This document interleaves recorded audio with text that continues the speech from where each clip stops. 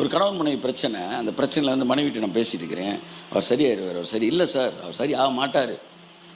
பாருங்கள், பிரிவுக்காக போகிறவர் அத்தனை பேரும் சொல்லுகிற முதல் வார்த்தை அவர்கள் சரியாக மாட்டார்கள். நான் வந்து கற்பனைக்கு அதெல்லாம் கிடையாது, நேரில் நடந்து பேசிகிட்டு இருக்கிறேன். மாட்டவே மாட்டார். நான் சொன்னேன், அவர்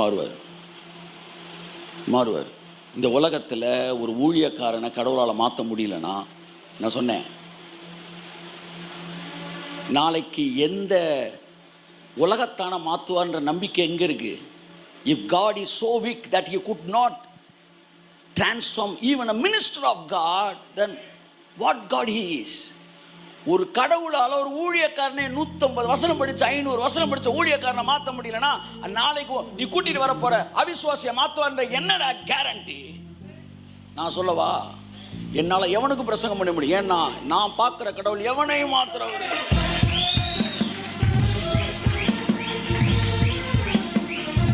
அப்ப நான் சொன்னேன், இங்க பாருமா, அவனை மாற்றுவார், அவனுக்காக மாற்றுவார்லாம் விட்டுரு.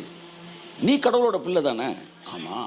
நீ ஜோம் பண்ணும்போது எனக்கு நீங்கள் தான் மாப்பிள்ளையை கொடுக்கணும் ஜோம் பண்ணியா? ஆமாம். உன் மேலே கடவுள் தனிப்பட்ட அன்பு வச்சிருக்காரா? ஆமாம். உன் வாழ்க்கை நல்லா இருக்கணும் அவர் விரும்புகிறாரா? ஆமாம். அப்போ உனக்கு நல்லதைத்தான் தந்திருப்பார், நீ நம்புறியா? பொல்லாதவர்களை நீங்கள் அப்பத்தை கேட்டால் கல்லை வைப்பியா? உன் பிள்ளைக்கு மீனை கேட்டால் பாம்பை தூக்கி தட்டில் போடுவியா? முட்டையை கேட்டால் தேலை பிடிச்சி விடுவியா? விட மாட்டேன். உன் பிள்ளைக்கு தட்டில் தேல் வச்சு தருவியா? தரமாட்டேன். அப்ப நீ நல்ல மாப்பிள்ள தானே கேட்ட, அவர் எப்படி கெட்ட மாப்பிள்ள உனக்கு தருவாரு?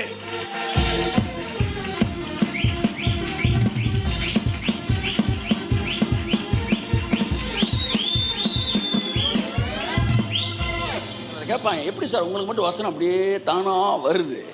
உன்னை பார்க்குறப்ப அருவி மாதிரி கொட்டுது. நான் என்ன சொல்கிறேன், நீ மட்டும் காட் சொன்ன சவுண்டில் நீ அம்புட்டு வசனம் உனக்கு சப்போர்ட் பண்ணும். ஆனால் கடவுளுக்கு அவர் வார்த்தையை எழுத்து நின்னா எல்லா வசனமும் உனக்கு எதிராக நிற்கும். திரும்பி அப்போ 100 கத்தி ஒன்று சுற்றி நிற்கும். 100 கத்தி இன்னும் எல்லா வசனமும் எனக்கு எதிராக இருக்குது. அவனுக்கு எல்லா வசனமும் சாதகமாக இருக்கு. ஏன்னா if you come to God's heart, கடவுளோட மனசுக்கு நீ வந்துட்டீங்கன்னா பைபிளே உனக்கு சுற்றி நிற்கும். அப்போ நான் கேட்டேன், அவனை திருத்தணுன்றக்காக அவனை திருத்தாட்டினா கூட உன் மேல வச்சிருக்கிற அன்புக்காக உன் வாழ்க்கை நல்லா இருக்கணும்னு ஒரு கவர்னன்ட் ஒன்றை பண்ணியிருக்காருல்ல, அதுக்காகவாச்சும் அவர் செஞ்சுதான் ஆகணும்.